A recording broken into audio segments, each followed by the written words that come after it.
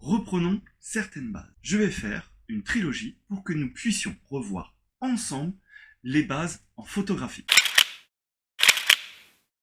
Bonjour à vous et bienvenue sur ma chaîne. Avant de se lancer dans des compositions artistiques pour pouvoir exprimer sa vision d'un instant, il est essentiel de connaître certaines bases. Vous trouverez dans la description de la vidéo quelques ouvrages et le matériel que j'ai utilisé. Dans cette première vidéo de la trilogie, je vais vous parler de l'exposition. L'exposition est le mélange savant entre trois ingrédients: la vitesse d'obturation, l'ouverture du diaphragme et les ISO. La vitesse d'obturation est le temps que votre boîtier va ouvrir l'accès à la lumière au capteur. Cet ingrédient, faudra le doser en fonction de votre thème. Vitesse rapide pour un sujet en mouvement et par exemple une pause longue pour des photos de nuit. L'ouverture du diaphragme est comme un robinet. En fonction du réglage, il y aura plus ou moins de débit de lumière qui viendra sur votre capteur pendant que vous prenez la photo. Plus la valeur est grande, par exemple f16, et plus le diaphragme sera fermé. A l'inverse, plus la valeur est petite, comme f2.8, et plus votre diaphragme sera ouvert. L'ouverture permet également de gérer la profondeur de champ. Mettez un doigt devant un œil, fermez l'autre, puis regardez votre doigt avec l'œil qui est ouvert. Vous le voyez net, et en arrière-plan, vous voyez flou. Ce qui nous intéresse, c'est la zone de netteté.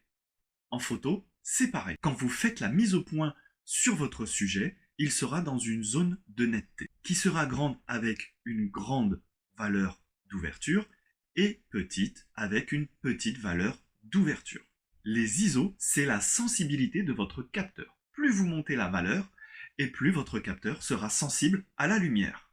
Attention, plus vous allez monter les ISO et plus votre composition aura du bruit. Voici une prise de vue sans trop de bruit et là, avec un peu plus de bruit. Donc attention à ce réglage, c'est à doser avec des pincettes. Quelques petits exemples.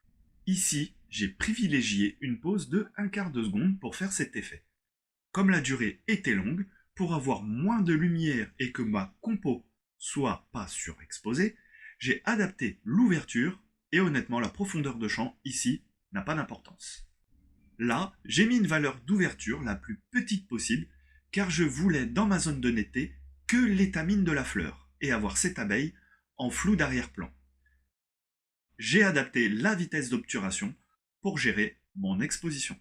La sensibilité ISO, je vais l'adapter suivant la sensibilité de la lumière ambiante, afin d'avoir le bon compromis en termes d'exposition en fonction de la compo désirée. Bien sûr, j'essaye toujours d'avoir la valeur la plus basse possible pour éviter le bruit.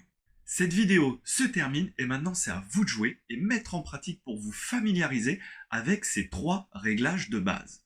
N'hésitez pas à vous abonner en cliquant ici pour suivre mes vidéos tuto petit à petit. Vous pouvez également liker, partager et me laisser un petit commentaire.